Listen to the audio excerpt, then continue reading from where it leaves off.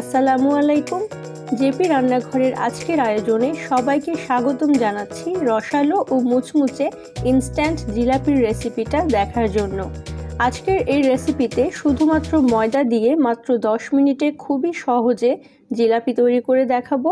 Traditionally যে জিলাপিগুলো বানানো হয় তার ব্যাটার অনেক আগে থেকেই তৈরি করে রাখা হয়, তবে এই রেসিপি ফলো করে আপনারা সাথে সাথে ব্যাটার বানিয়ে জিলাপি তৈরি করতে পারবেন ঘরে থাকা সামান্য কয়েকটা উপকরণ দিয়ে। তাহলে চলুন দেখে নেওয়া যাক। প্রথমেই একটি মিক্সিং বোলে চালনি দিয়ে 1 কাপ ময়দা দিয়ে দিচ্ছি, বেকিং সোডা দিচ্ছি হাফ চা চামচ। এখন চেলে নিচ্ছি। চেলে নেওয়ার কারণ হচ্ছে ময়দা ও বেকিং সোডা অনেক সময় দলা বেঁধে থাকে এবং চেলে নিলে ব্যাটার অনেক স্মুথ হয়। এখন একটি হুইস্ক দিয়ে ভালো করে মিশিয়ে নিচ্ছি। দিয়ে দিচ্ছি 1 চা চামচ ভিনেগার। এখন অল্প অল্প পানি দিয়ে ব্যাটার তৈরি করে নেব। জিলাপির ব্যাটার একদম ঘন বা পাতলা হয় না। আজকের জিলাপিটা শুধুমাত্র ময়দা, বেকিং সোডা ও ভিনেগার দিয়ে তৈরি করব, কারণ এই 3টা উপকরণ সবসময়ই আমাদের হাতের কাছে থাকে। যেহেতু বেকিং সোডা সব ধরনের ভাজাভুজি তৈরিতে ব্যবহৃত হয় এবং আচার বানানোর জন্য ভিনেগারটা আমাদের ঘরেই থাকে, এই 3টা উপকরণ দিয়ে যে একদম দোকানের মতো মুচমুচে ও রসালো জিলাপি তৈরি করা যায় তা আপনারা একবার না বানালে বুঝতেই পারবেন না। আমার এখানে 1.5 কাপের মতো পানি লেগেছে, তবে আপনাদের এর থেকে সামান্য কম বা বেশিও লাগতে পারে। হুইস্ক দিয়ে খুব ভালোভাবে 10 মিনিট এইভাবে জোরে জোরে ফেটে নিতে হবে, তাহলে ব্যাটারের ভেতর এয়ার ক্রিয়েট হবে এবং জিলাপিটা খুব ভালোভাবে ফুলবে। দেখুন ব্যাটারের কনসিস্টেন্সিটা এমন হবে, একদম পাতলা বা খুব বেশি ঘন হবে না। এখন জিলাপির ব্যাটারটা প্লাস্টিক র্যাপ দিয়ে ঢেকে রাখবো জিলাপির শিরা তৈরি করা পর্যন্ত। শুধুমাত্র শিরা তৈরি করার জন্য ঢেকে রাখছি। আপনারা যদি আগেই শিরা তৈরি করে তারপর ব্যাটার রেডি করেন, সেক্ষেত্রে ঢেকে না রেখে সাথে সাথে বোতলে ভরে জিলাপি বানালেও একদম পারফেক্ট জিলাপি হবে। এখন একটি প্যানে চিনি দিচ্ছি 2 কাপ, পানি দিচ্ছি 1 কাপ। এখন ভালো করে কিছুক্ষণ মিশিয়ে নিচ্ছি। আপনারা যদি ঠিক এই পরিমাণে চিনি ও পানি দেন তাহলে শিরাটা বলক ওঠার কিছুক্ষণের মধ্যেই তৈরি হয়ে যাবে। বেশিক্ষণ জাল করতে হবে না এবং একতার হয়েছে কিনা তাও চেক করার কোনো প্রয়োজন হবে না। শুধু এই পরিমাপটা সঠিকভাবে ফলো করবেন। সামান্য একটু অরেঞ্জ ফুড কালার দিয়ে দিচ্ছি। আপনারা এর পরিবর্তে জর্দার রঙও দিতে পারেন, আবার কোনো কালার না দিলেও চলবে। শুধুমাত্র জিলাপির রংটা যাতে একদম দোকানের মতো হয় এজন্য ফুড কালারটা দিয়েছি।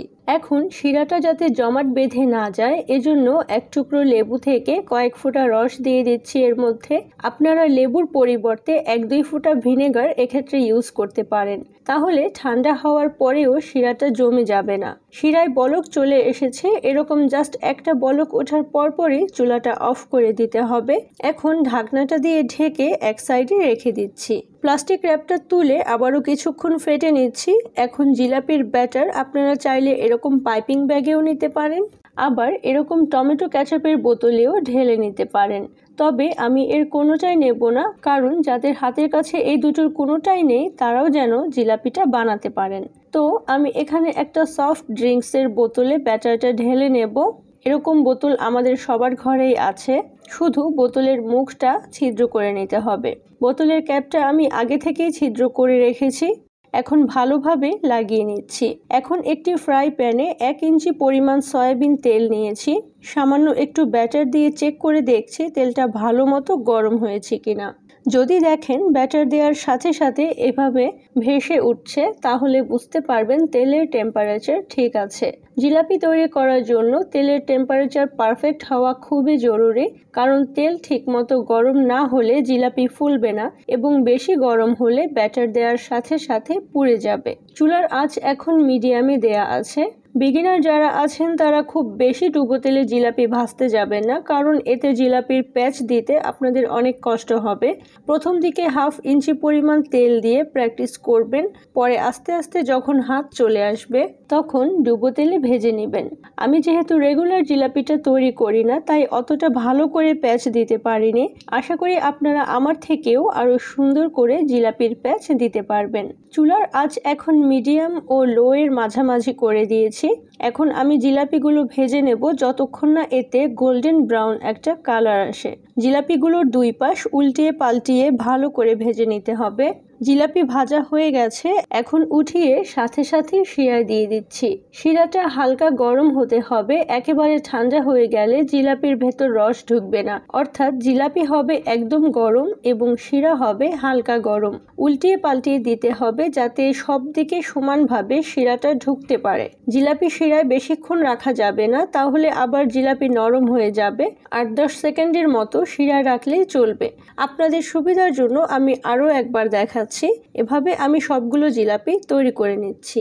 দেখুন কতটা সহজ উপায়ে শুধুমাত্র 1 কাপ ময়দা দিয়ে ঝটপট ঘরেই তৈরি হয়ে গেল মুচমুচে ও রসালো জিলাপি। আমি আপনাদের একটা ভেঙে দেখাচ্ছি, আপনারা নিশ্চয়ই দেখেই বুঝতে পারছেন যে এটা কতটা মুচমুচে ও রসালো হয়েছে। তাই আপনারাও ঝটপট বানিয়ে ফেলুন দারুণ মজার এই মুচমুচে ও রসালো জিলাপি এবং আমাকে কমেন্ট করে জানাবেন কোনো প্রশ্ন থাকলে।